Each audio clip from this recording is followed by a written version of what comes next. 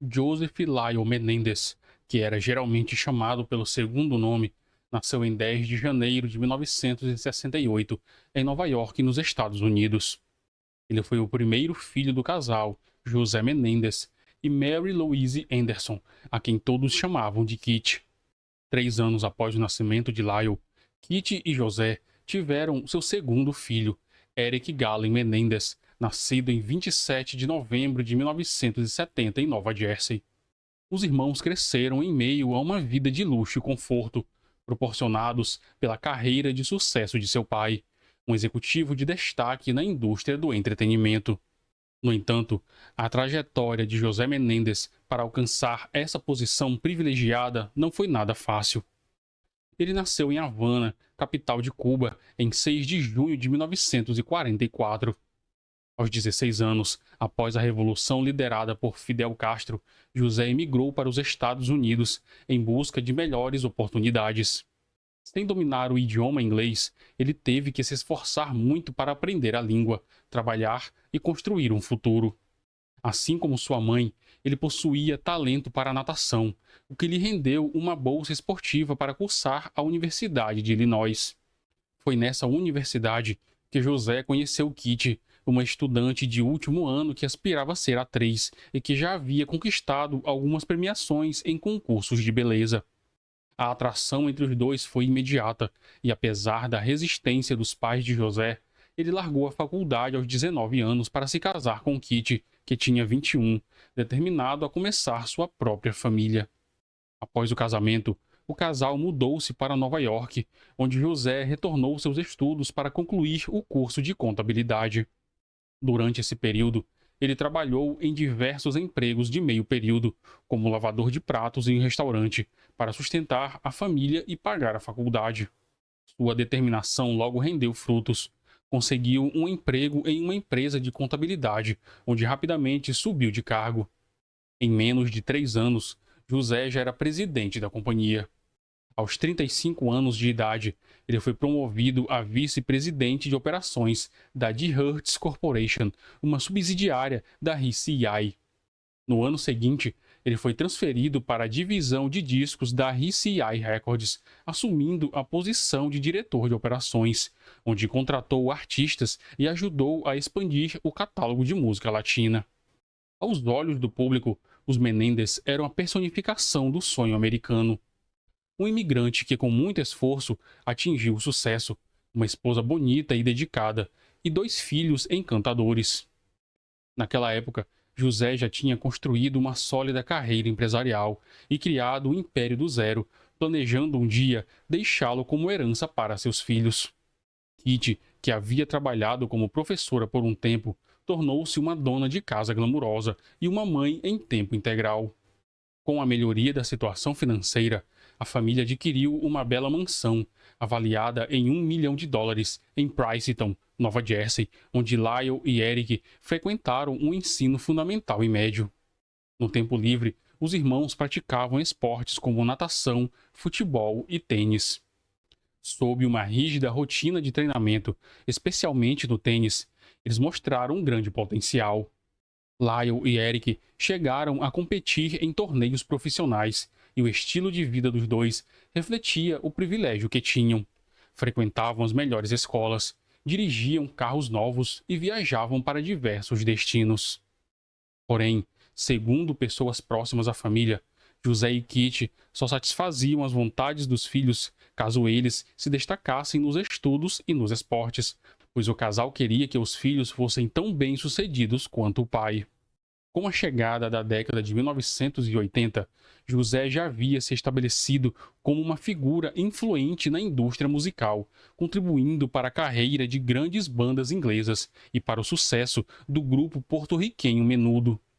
Em busca de alavancar ainda mais sua carreira no setor de entretenimento, José decidiu se mudar com a família para Los Angeles, na Califórnia, onde começou a trabalhar em uma empresa de produções de discos. Inicialmente, eles se estabeleceram em uma cidade chamada Calabasas, mas depois se mudaram para Beverly Hills, onde compraram uma luxuosa mansão que havia sido alugada anteriormente por celebridades como Elton John e o cantor Prince. Naquele período, O salário anual de José já ultrapassava $500.000. Porém, apesar da aparente prosperidade, as tensões familiares começaram a emergir. A relação de José com os filhos se deteriorou à medida que Lyle e Eric mostravam atitudes rebeldes e desafiadoras, em choque com o temperamento autoritário do pai. Kitty, por outro lado, era vista por muitos como uma pessoa agradável e sociável. Já José tinha uma reputação controversa e havia relatos de que ele, em algumas ocasiões, tratava seus funcionários de forma humilhante e agressiva. A fachada de família perfeita, construída ao longo dos anos, estava começando a rachar sob a pressão crescente dos conflitos internos. Naquela época, Eric havia se aproximado de Craig Signarelli, um jovem que também compartilhava seu gosto por tênis. Craig era filho de um importante executivo da indústria televisiva, o que contribuía para suas afinidades.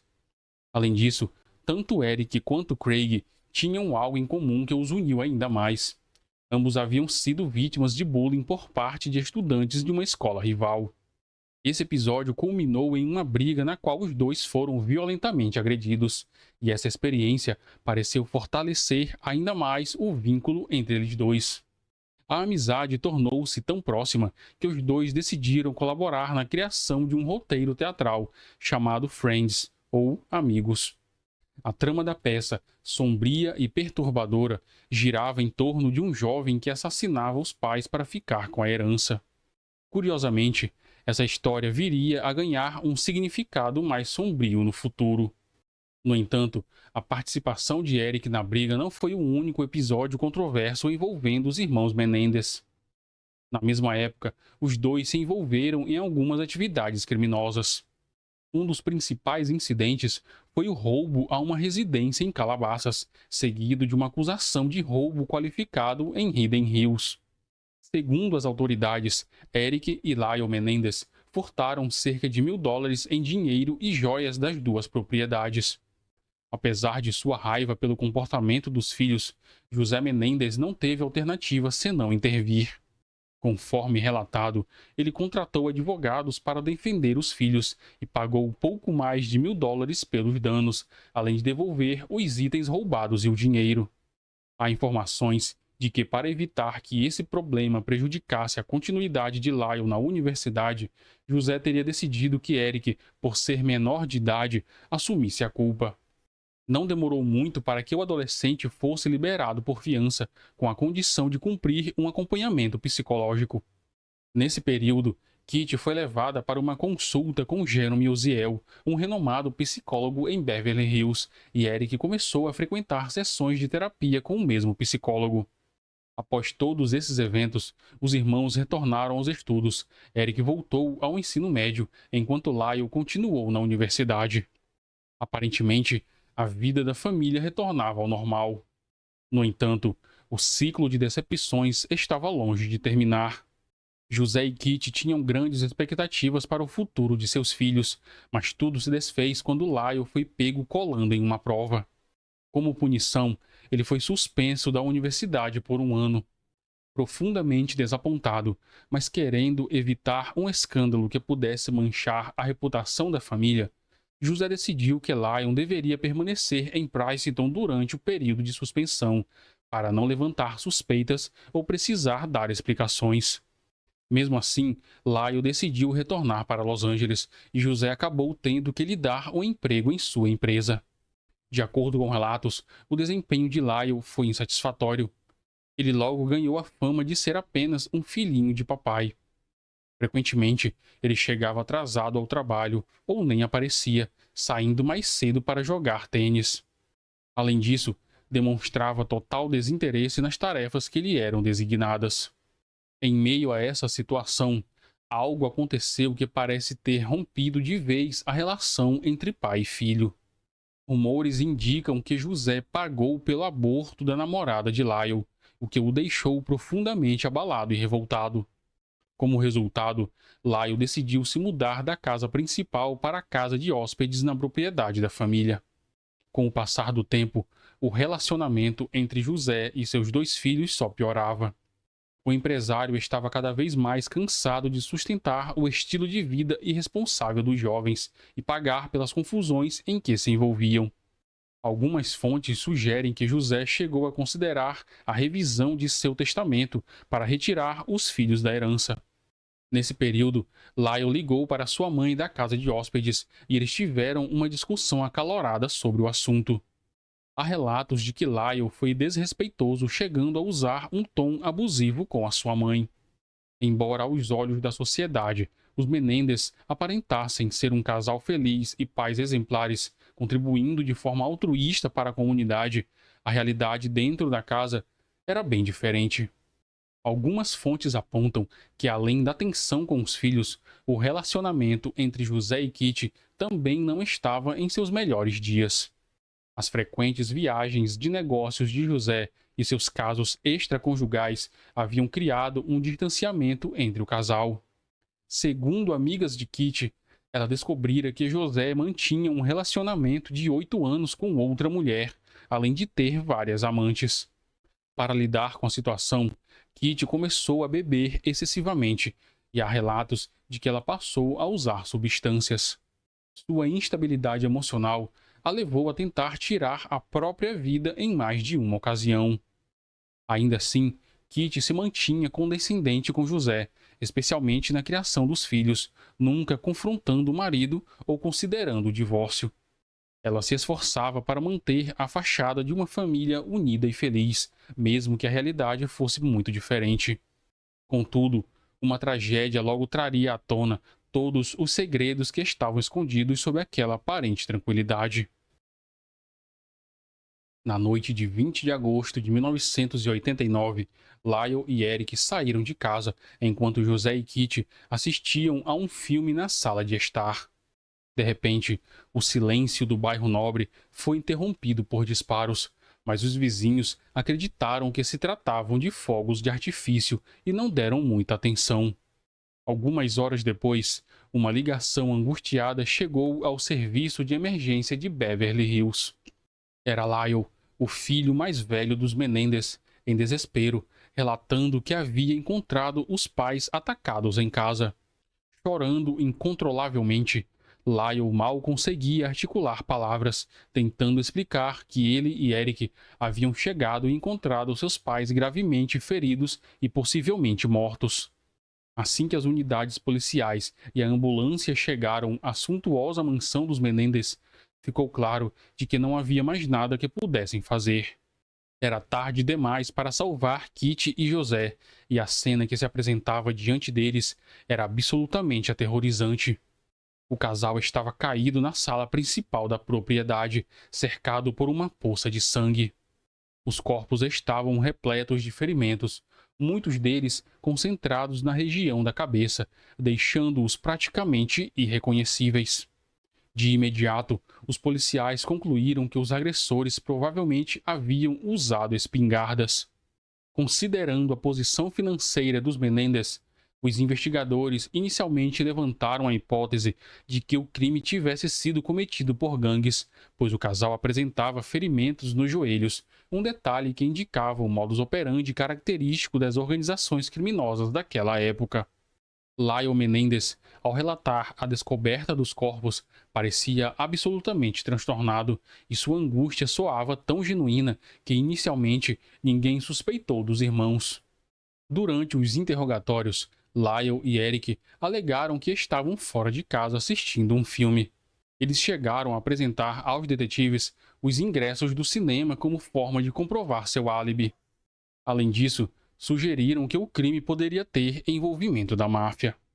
O brutal assassinato do renomado executivo da indústria fonográfica e sua esposa chocou os moradores locais e atraiu a atenção imediata da mídia.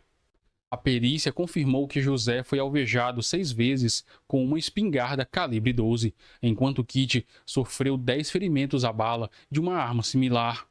Isso levou as autoridades a concluírem que havia pelo menos 2 atiradores envolvidos. Poucos dias depois, foi realizado o funeral, que contou com dezenas de presentes em meio a um cenário de dor e perplexidade. Durante a cerimônia, os irmãos dedicaram discursos comoventes aos pais, fazendo com que muitos acreditassem em seu sofrimento. Em seguida, Lyle contratou um segurança pessoal para proteger a ele e ao irmão, argumentando que também poderiam ser alvos dos responsáveis pelos crimes contra seus pais. Por algum tempo, os irmãos deixaram de ser o foco das investigações e a polícia passou a centrar seus esforços em possíveis rivais comerciais de José, incluindo um executivo da indústria cinematográfica adulta com quem ele havia tido desavenças no passado.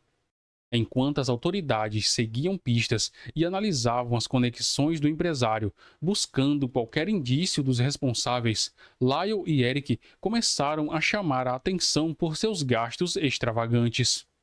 Eles não apenas adquiriram bens de luxo, como relógios caros e carros esportivos de última geração, mas também contrataram um treinador particular de tênis por uma quantia exorbitante de mais de $50.000 anuais.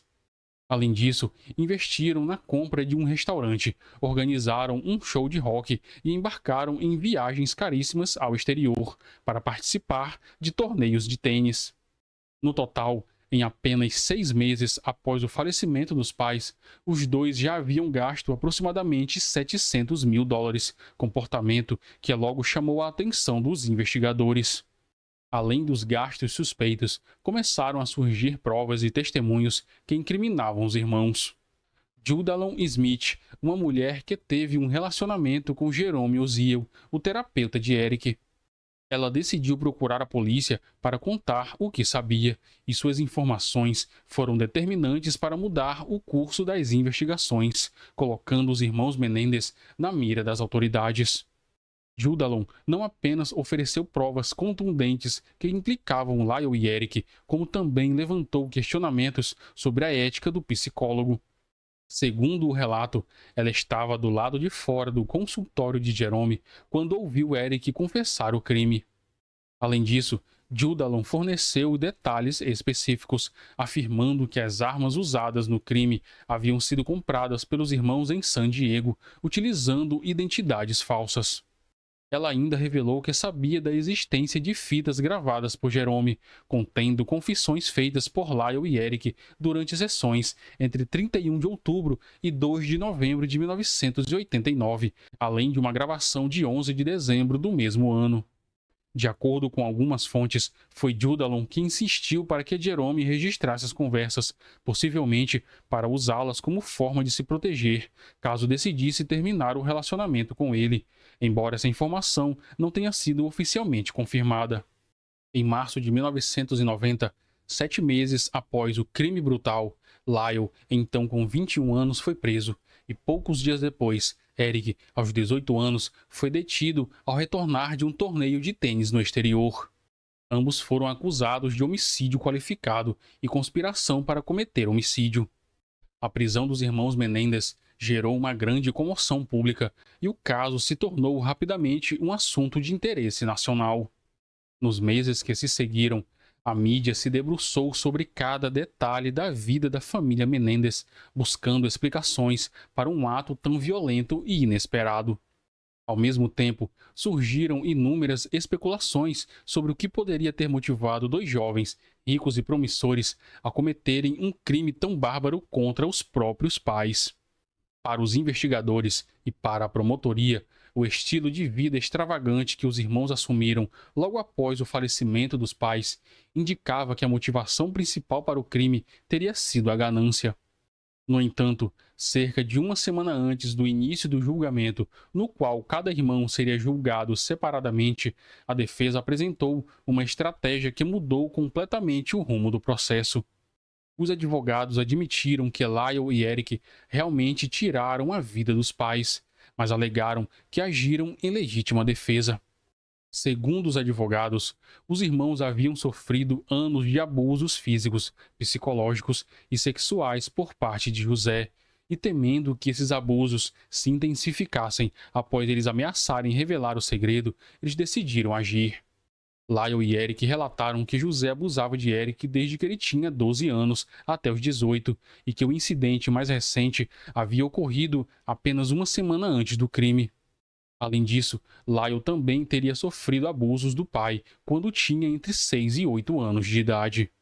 A revelação dessas alegações de abuso trouxe uma nova perspectiva ao caso e gerou ainda mais interesse público. Se, por um lado, muitos acreditavam que os irmãos agiram movidos pela cobiça, por outro, as denúncias de abuso fizeram com que outras pessoas questionassem a dinâmica familiar e as verdadeiras razões que levaram ao trágico desfecho. Essas novas alegações trouxeram uma explosão de atenção da mídia, transformando o julgamento ocorrido em 1992 e transmitido ao vivo em um verdadeiro fenômeno midiático.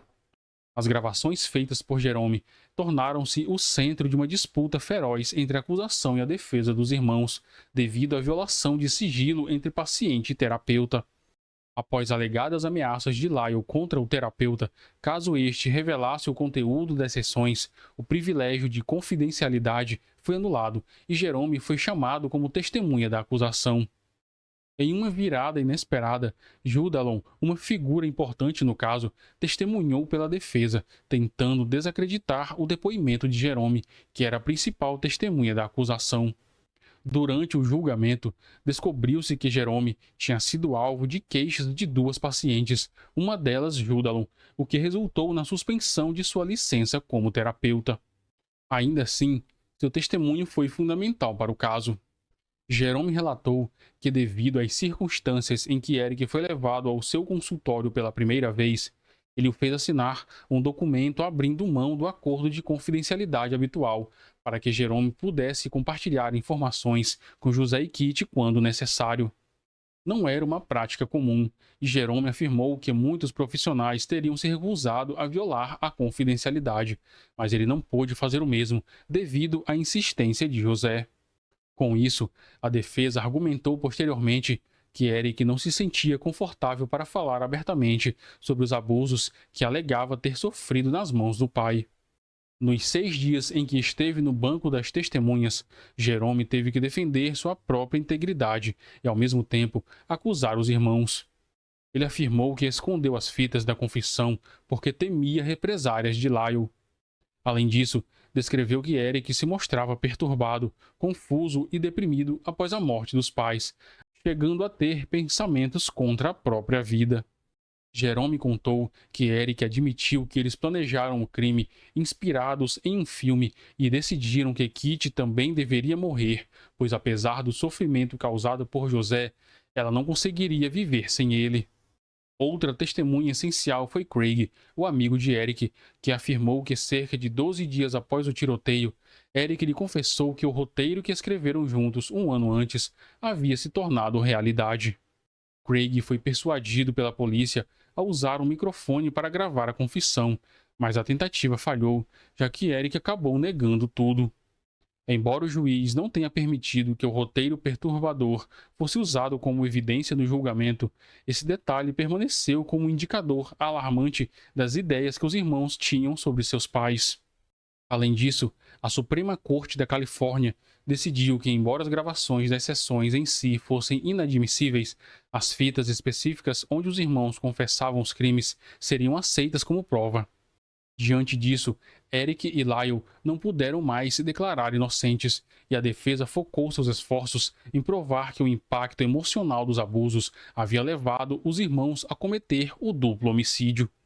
Os advogados da defesa retrataram José, o pai da família, como um homem sem gentileza que colecionava inimigos. Descreveram-no como alguém de temperamento explosivo, com um histórico de maus-tratos no trabalho. Além disso, alegaram que ele exibia um machismo doentio e que, ao longo de seu casamento com Kitty, não só a traiu, como também a forçou a ser uma esposa troféu, impedindo-a de realizar seus próprios sonhos. Por outro lado, a promotoria defendeu a pena de morte, alegando que Lyle e Eric atacaram cruelmente seus pais para herdar a fortuna da família, estimada aproximadamente em 14 milhões de dólares. No fim, a defesa conseguiu gerar dúvidas suficientes para que o júri tivesse dificuldades em chegar a um veredito, resultando na anulação do julgamento em janeiro de 1994 e no agendamento de um novo processo. Por causa do frenesi da mídia, o segundo julgamento teve câmeras proibidas dentro do tribunal. O juiz também limitou o número de testemunhas e os depoimentos de especialistas relacionados às alegações de abuso sexual. Não permitiu que o júri considerasse a acusação de homicídio culposo em vez de homicídio qualificado. Dessa vez, os irmãos foram julgados juntos e a questão não era mais se haviam cometido o crime, mas o porquê. A defesa manteve o argumento de abuso sexual, mas foi em vão.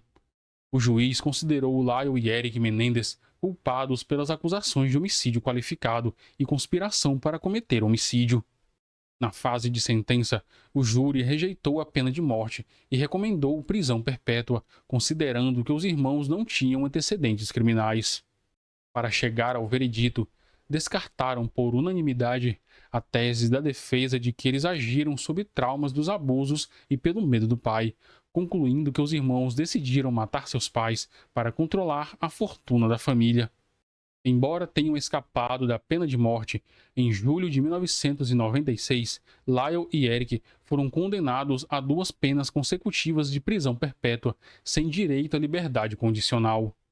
Em 10 de setembro do mesmo ano, o Departamento de Correção da Califórnia decidiu separá-los, enviando-os para prisões diferentes.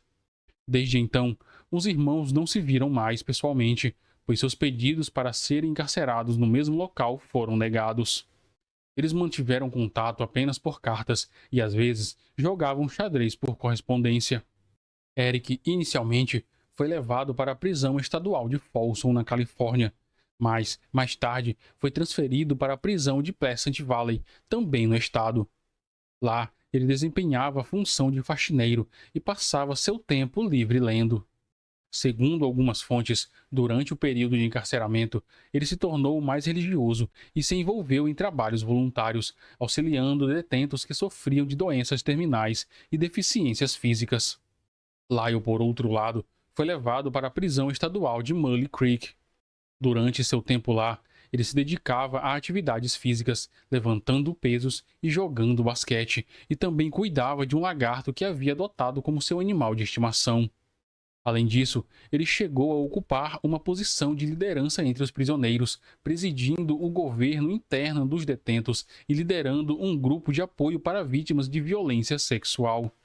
Em janeiro de 1997, Lyle casou com Anna Erickson, uma ex-modelo com quem se correspondia por cartas há algum tempo. Porém, o casamento teve uma duração curta, terminando em menos de um ano, após Anna descobrir que ele supostamente estava se comunicando romanticamente por correspondência com uma outra mulher.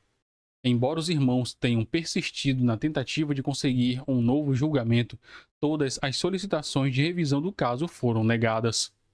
Em 27 de fevereiro de 1998, o Tribunal de Apelações da Califórnia rejeitou o pedido e manteve a sentença original. Em 28 de maio do mesmo ano, a Suprema Corte da Califórnia também decidiu não revisar o caso, confirmando as condenações por homicídio e a pena de prisão perpétua sem possibilidade de liberdade condicional.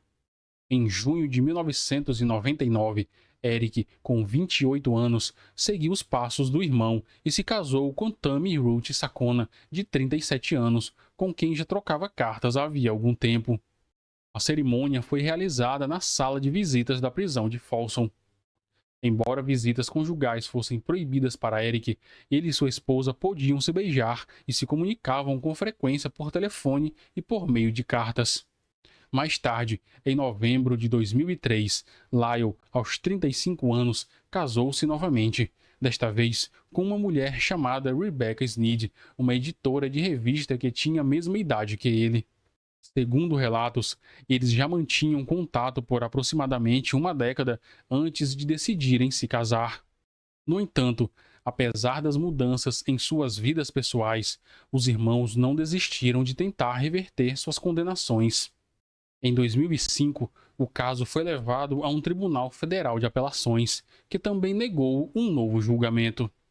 No mesmo ano, Tammy, a esposa de Eric, publicou um livro de forma independente intitulado "Eles disseram que nunca conseguiríamos. Minha vida com Eric Menendez". Essa foi apenas uma das muitas publicações que abordaram o caso midiático dos irmãos. Apesar da proximidade que sempre tiveram, Lyle e Eric passaram mais de 2 décadas sem se ver pessoalmente, até 2018, quando Lyle foi transferido para o Centro Penitenciário Richard Donovan, em San Diego, onde Eric já estava detido desde 2013. Embora Lyle tenha chegado à penitenciária em fevereiro daquele ano, somente em abril ele foi transferido para a mesma ala de Eric, onde os detentos tinham permissão para interagir entre si. Os irmãos, que não se viam desde 1996, ao final do julgamento, finalmente se reencontraram. De acordo com alguns relatos, eles se abraçaram e choraram muito. Posteriormente, em uma entrevista, Lyle descreveu o reencontro como um momento inesquecível. A história dos irmãos Menendez inspirou inúmeras reportagens, filmes, documentários, séries, livros e até mesmo canções. Ao longo dos anos, eles também deram diversas entrevistas, nas quais mantiveram sua versão sobre os abusos sofridos. Embora as acusações fossem majoritariamente direcionadas ao pai José, os irmãos afirmavam que amavam sua mãe Kitty, mas não conseguiam perdoá-la por não ter denunciado os abusos. Além disso, surgiram alegações de que Kitty teria abusado sexualmente de Lyle e também os maltratado de outras formas. Durante o julgamento em 1993, os irmãos testemunharam que o segredo da peruca de Lyle foi o que acabou unindo os dois e os levou a discutir sobre os abusos sofridos. Segundo o relato, em uma discussão ocorrida em agosto de 1989, Kitty arrancou a peruca de Lyle na frente de Eric, que até então acreditava ser o único a saber da calvície precoce do irmão. Esse episódio teria motivado Eric a confessar que vinha sendo abusado pelo pai durante anos, e Lyle, por sua vez, revelou que também era vítima, embora a agressão contra ele tivesse durado menos tempo. Menos de uma semana após essa revelação mútua, os dois atacaram os pais com espingardas, cometendo o crime que os levaria ao julgamento. Com o crescimento das redes sociais e plataformas de streaming, as novas gerações começaram a revisitar o caso dos irmãos Menendez, analisando vários aspectos, principalmente as questões envolvendo abuso e direitos individuais. Muitos internautas começaram a questionar por que as alegações de abuso não foram levadas a sério na época. Em 2022, as imagens dos irmãos Menendez viralizaram em várias plataformas digitais e a atenção renovada sobre o crime, em particular sobre a severidade da sentença, fez com que muitos usuários das redes revissem o julgamento de 1993. O episódio da peruca e o depoimento de Eric sobre o suposto abuso sexual, onde ele mencionou que o pai colocava limão em sua comida para reduzir seu paladar, ganharam especial destaque. Esse interesse renovado gerou um movimento espontâneo na internet, onde centenas de jovens, comovidos pela forma com que as alegações de abuso dos irmãos foram ignoradas, passaram a pedir uma revisão do caso e das condenações, ressaltando a necessidade de justiça e compaixão ao lidar com alegações de abuso familiar. Em abril de 2023, o nome dos irmãos Menendez voltou a ocupar as manchetes quando foi lançado o trailer da série documental Menendez More Menudo, Boys Betrayed, na qual o ex-integrante do grupo Menudo, Roy Rossello, afirmou que José Menendez o agrediu sexualmente quando ele era adolescente. No programa que estreou em maio daquele ano, o cantor afirmou que era hora de a verdade vir à tona e revelou que José abusou dele entre 1983 e 1984, uma vez em sua casa em Beverly Hills e a outra em Nova York. Naquela época, o grupo estava sob contrato com a RCA Records, onde, como sabemos, José era um alto executivo. A série sugeria que a revelação de Roy poderia mudar a forma como o público via a condenação dos irmãos Menendez e potencialmente levar à reabertura do caso. O advogado de Lyle e Eric apontou que, além do depoimento do ex-integrante do Menudo, surgiram novas evidências que corroboravam as denúncias de abuso sexual. Ele se referia a uma carta escrita por Eric ao seu primo Andy Cano em dezembro de 1988, 8 meses antes do crime. Andy, que faleceu em 2003, devido a uma overdose acidental, havia testemunhado em 1993 que, quando Eric tinha 13 anos, lhe revelou que seu pai abusava dele sexualmente e que ele fazia massagens genitais. Mas os promotores da época afirmaram que seu depoimento era inverídico. Na carta, que foi recuperada anos depois, Eric confidenciava a Andy que vinha tentando evitar o pai e que isso ainda estava acontecendo, em uma alusão ao abuso, mas lamentava porque agora era pior para ele. No texto, Eric expressou que todas as noites ele ficava pensando que seu pai poderia entrar em seu quarto. Ele dizia ter medo do pai, pois seu pai era louco e o havia alertado várias vezes para que não contasse a ninguém, especialmente a Lyle. De acordo com o advogado de defesa, se as novas evidências tivessem sido levadas em consideração, os irmãos Menendez não deveriam ter sido condenados por homicídio qualificado, mas sim por homicídio culposo. Isso poderia ter resultado em uma pena consideravelmente mais leve. Em maio de 2023, a equipe de defesa entrou com um pedido de habeas corpus após a revelação do depoimento de Roy e a carta inédita de Eric Menendez, buscando a anulação das condenações. Eles argumentam que essas novas provas são suficientemente fortes e relevantes para alterar o desfecho do caso. Caso o pedido seja aceito, o próximo passo será a decisão da Promotoria do Condado de Los Angeles.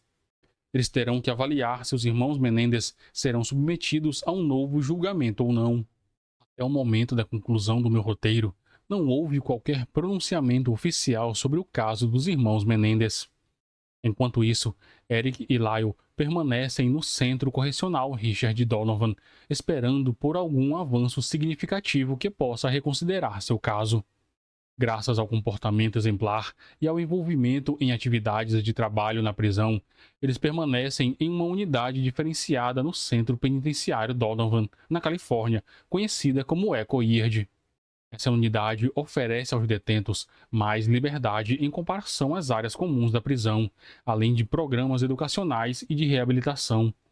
Os irmãos participam de aulas de yoga e arte, estudam diversas disciplinas acadêmicas e se envolvem em grupos de apoio que ajudam a lidar com questões como controle de raiva e dependência de álcool.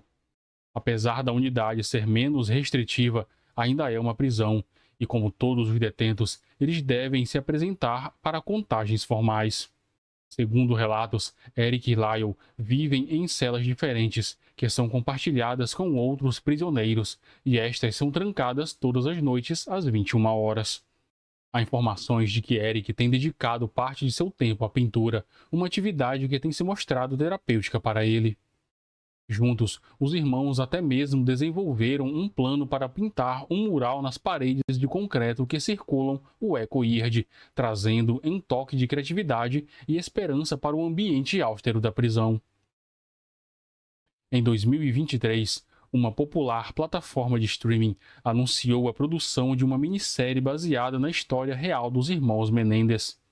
Contudo, foi apenas em 19 de setembro de 2024 que o caso voltou a estampar as manchetes mundiais com a estreia da série Monstros, a história de Lyle e Eric Menendez, dirigida por Ryan Murphy.